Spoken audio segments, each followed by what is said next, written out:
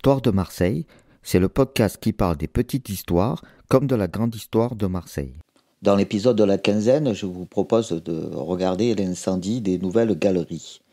C'est une catastrophe qui s'est déroulée le 28 octobre 1938 et c'est les grands magasins des Nouvelles Galeries sur la Canebière qui ont pris feu et qui a causé malheureusement la mort de 73 personnes. Avant de voir le parcours de cette journée un peu particulière à travers les yeux de personnages fictifs, de vous raconter du coup ce qui s'est déroulé à ma façon, je voudrais rappeler les conséquences de ce terrible incendie. Alors notamment, il va y avoir la création des marins-pompiers de Marseille, parce que malheureusement, quand on regarde comment ça s'est déroulé, c'est vrai que les sapeurs-pompiers de Marseille ont été héroïques, mais ils avaient malheureusement du matériel qui était vraiment vétuste. Un matériel avait plusieurs années et donc ça leur permettait pas vraiment de pouvoir combattre le feu correctement, et donc ce drame a été d'autant plus grave que ils n'avaient pas de quoi pouvoir combattre à juste titre de façon égale le feu, et ça a donné lieu donc à l'aide des marins-pompiers de Toulon, ce qui a donné assez rapidement à la sortie de ce drame, la création des marins-pompiers de Marseille. Autre conséquence, la mise sous tutelle de Marseille, car lors de l'effroyable tragédie, il y avait un congrès annuel du Parti républicain radical et radical-socialiste. Or, comme il y a le congrès, donc tout le conseil assiste à la catastrophe. Édouard Daladier s'écrit même « Qui commande ici? N'y a-t-il donc pas de chef, pas un homme pour diriger ?» Et donc c'est ça qui va faire que il va y avoir une sorte de règlement de compte, et donc il va y avoir la mise sous tutelle de la ville. Donc le conseil municipal est dessaisi de ses pouvoirs par un décret du 20 mars 1939.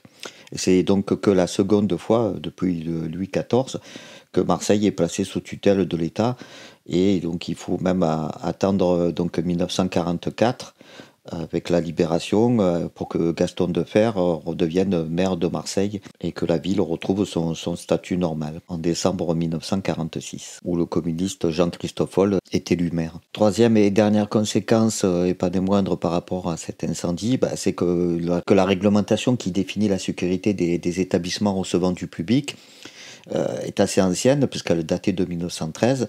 Et donc là, par rapport à ces dispositions, ça concernait que les employés et ça prévoyait rien de particulier par rapport aux clients. Et donc les conséquences de ce drame, c'est que les pouvoirs publics réagissent, et donc en 2 semaines après le sinistre, il y a un texte, le 12 novembre 1938, qui crée l'inspection des services de secours. Et donc on impose des mesures de sécurité aux exploitants, et pour pouvoir vraiment recevoir du public dans les meilleures conditions de sécurité. Et donc les textes, notamment celui du 7 février 1941, qui constitue la base de réglementation sur la prévention des incendies dans les établissements recevant du public, est donc un peu le fondement des textes actuels par rapport à cette sécurité. Alors, comme je disais, je vais vous raconter donc cette journée effroyable à travers les yeux d'un personnage fictif. Il me semblait le plus intéressant, comme j'ai pu le faire dans d'autres épisodes, de vous raconter ça à la première personne, comme si on était un petit peu témoin de cette journée particulière. Je m'appelle Marcel, j'ai 15 ans et je vis à Marseille. Je me presse sur les trottoirs de la Canebière. Les Nouvelles Galeries vont ouvrir leurs portes à 14h, après la pause du déjeuner. Nous sommes le 28 octobre 1938. Ces grands magasins, je les fréquente souvent. On y trouve de tout, et s'y promener, c'est voyager pour pas cher. Sauf si on achète. Moi, j'y vais pour flâner, tant qu'on ne me le jette pas dehors. Ça y est, les portes s'ouvrent. J'adore ces flots de personnes qui se croisent. On dirait des courants qui emportent de frêles embarcations. Je grimpe à l'étage. Tout le monde s'affaire. Tout le monde semble savoir ce qu'il a à faire. J'ai l'impression d'être un électron libre de Paul Dirac. 14h25, des cris retentissent. Du côté du salon de thé, on crie au feu.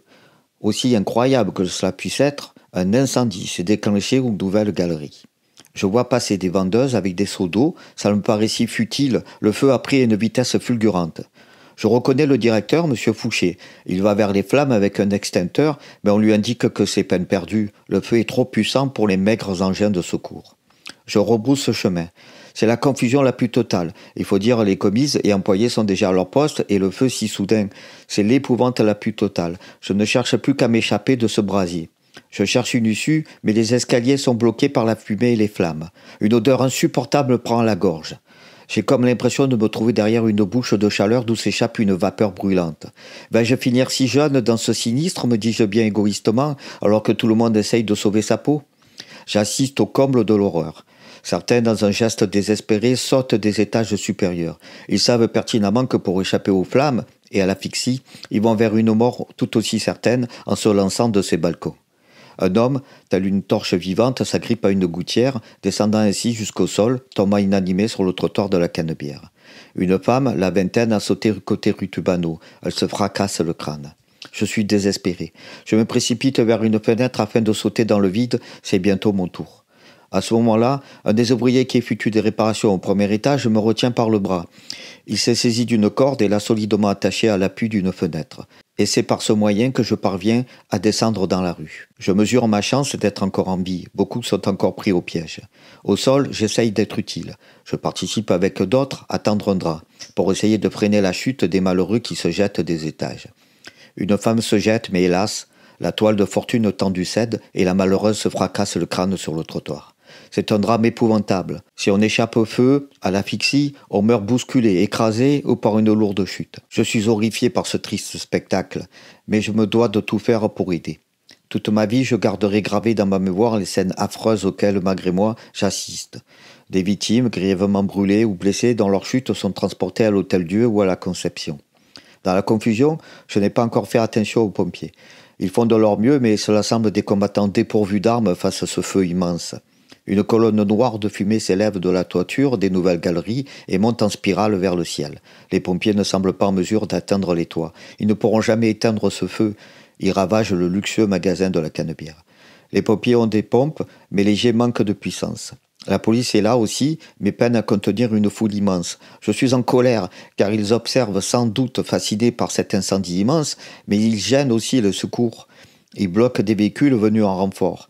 Dans la pagaille, des voitures roulent sur les tuyaux des pompiers et les font éclater. Mais je me dis que je suis trop injuste envers cette foule de curieux, ces femmes et enfants qui pleurent devant ce désastre.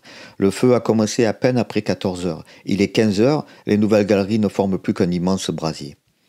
De hautes flammes rougeoient dans le ciel, où une fumée opaque voile le disque rouge du soleil. En face, l'hôtel Noailles brûle également. Les pompiers le savent, les nouvelles galeries sont perdues. Il est temps d'essayer de sauver ce qui peut l'être. Les immeubles voisins, notamment l'hôtel Noailles et le Grand Hôtel, sont touchés aussi. Des flamèches du foyer principal les ont atteints.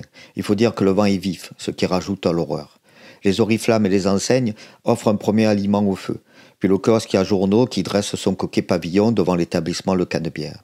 Ensuite, le toit du Noailles est à son tour la proie des flammes.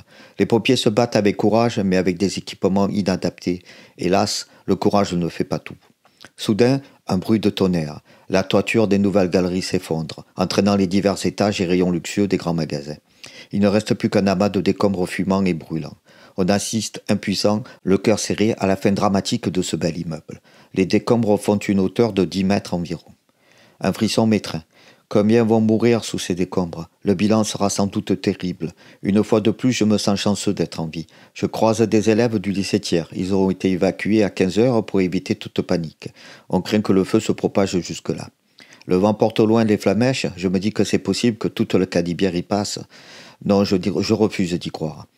On évacue les locataires des bâtiments contigus. Ils emportent à la hâte quelques objets et du linge enfoui, précipitamment dans des valises. Ils déambulent tristement sur la Canebière à la recherche d'un bar pour abriter leur infortune. Il est 16 heures. Les nouvelles galeries ne forment qu'un amas informe. Le pâté de maisons situé en face flambe dans sa partie supérieure. Le feu s'attaque à l'hôtel Astoria. Les pompiers, avec leurs faibles moyens, essayent de préserver le cinéma et les étages inférieurs des beaux hôtels. Un bateau-pompe dans le Vieux-Port essaye d'alimenter les lances avec l'eau de mer. Des extincteurs sont amenés. Mais où sont les moyens? Que tout cela semble dérisoire face à ce drame. Bien insuffisant pour combattre un foyer aussi vaste. Mais je salue l'héroïsme de ces hommes du feu. C'est le soir. Les travaux de noyage du feu, grâce au renfort des pompiers de la région, et notamment ceux de Toulon, font que l'incendie n'est pas encore éteint mais maîtrisé. Le gros danger est écarté. On installe des projecteurs sur les lieux du sinistre. 18h30, des clairons sonnent à l'alarme. Les soldats invitent les locataires des immeubles situés boulevard Garibaldi, rue Mazagran, boulevard du Gommier, côté Café Noailles, à éteindre toute lumière et fermer les compteurs à gaz. Des projecteurs éclairent les façades des immeubles. Il se fait tard. Je n'ai même pas pensé à ma famille. Ils ne savent pas que je suis là et que j'ai échappé au pire, mais il faut que je rentre. En descendant la Canebière, j'apprends que sur la demande de l'Office du tourisme, la compagnie des messageries maritimes a mis à la disposition des locataires et personnels des hôtels sinistrés toutes les cabines de première et de deuxième classe de leur paquebot, le D'Artagnan et le Patria. Le drame maintenant derrière moi, du haut de mes 15 ans, j'imagine que cette tragédie aura de graves conséquences pour la ville. Pour le moment, je rentre chez moi, heureux d'être encore là. Beaucoup n'auront pas cette chance. Je pense à eux.